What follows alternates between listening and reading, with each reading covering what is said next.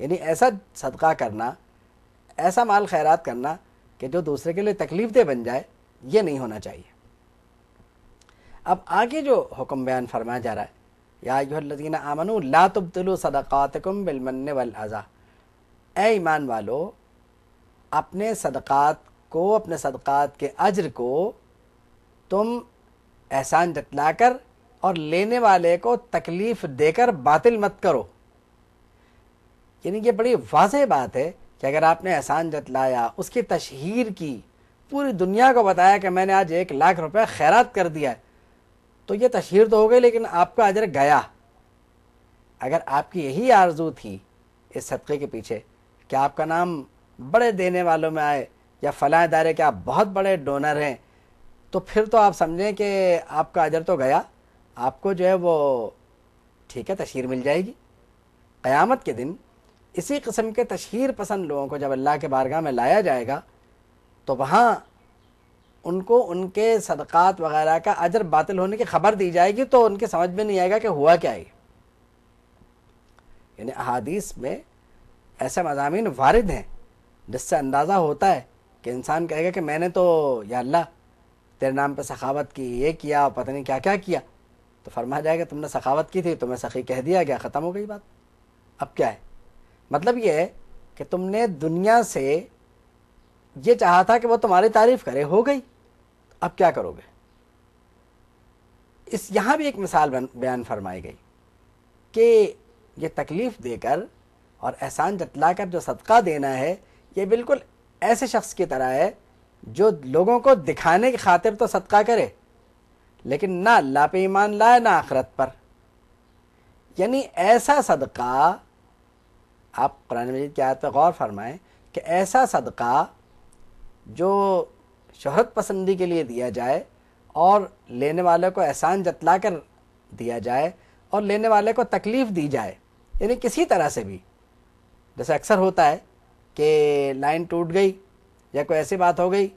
تو صدقہ لینے والوں کو جھڑکا جاتا ہے۔ قرآن مجید میں آتا ہے وَأَمَّا السَّائِلَ فَلَا تَنْهَرْ، رہا سائل تو اسے جھڑکیے مت، تو جھڑکنے سے منع کیا گیا ہے۔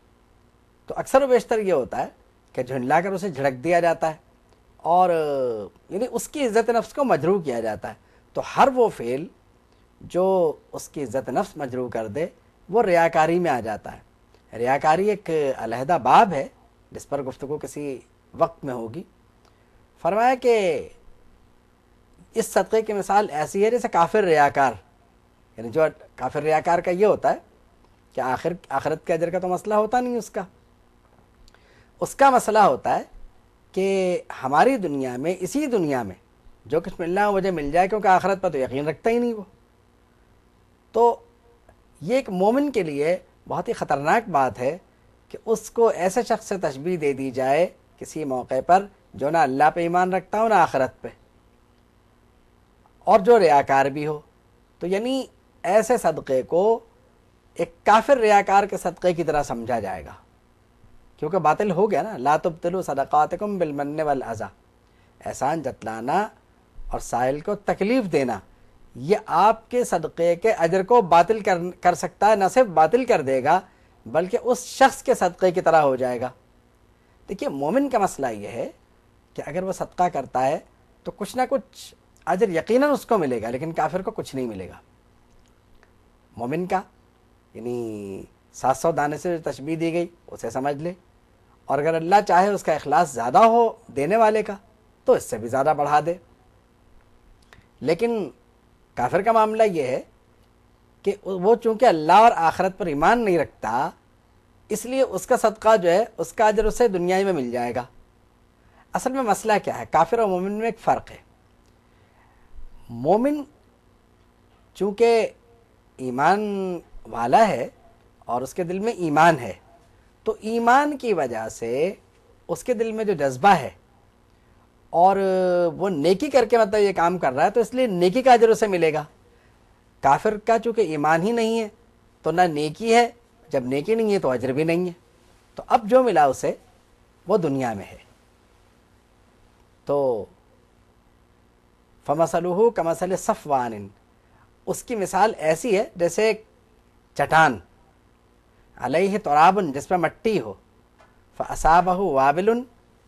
تو اس پر جب جیسے ہی زور کا پانی پڑا تو وہ پانی کی وجہ سے مٹی تو ادھر گئی، خالی پتھر رہ گیا، فترکہ سلدا، یعنی اس قسم کا جو صدقہ دینے والا ہے وہ اس کو ایک اور تمثیل کے ذریعے سمجھایا گیا کہ ایک تمثیل یہ ہے کہ ایک بلند چٹان جس پہ بہت مٹی ہو تو جیسے ہی پانی پڑا تو بس پتھر رہ گیا اس پر، لا یقدرون علی شیء مما کسبوا، ان کو اپنی کمائی پر قابو نہیں ہے، واللہ لا یہدی القوم الکافرین، اللہ کافروں کو راہ نہیں دیتا، یعنی اللہ کافروں کو صدقات اور خیرات کے ذریعے نفع نہیں دے گا، آخرت میں نفع نہیں دیتا، ان کو دنیا میں نفع دے دیا جاتا ہے۔ وآخر دعوانا ان الحمد للہ رب العالمین۔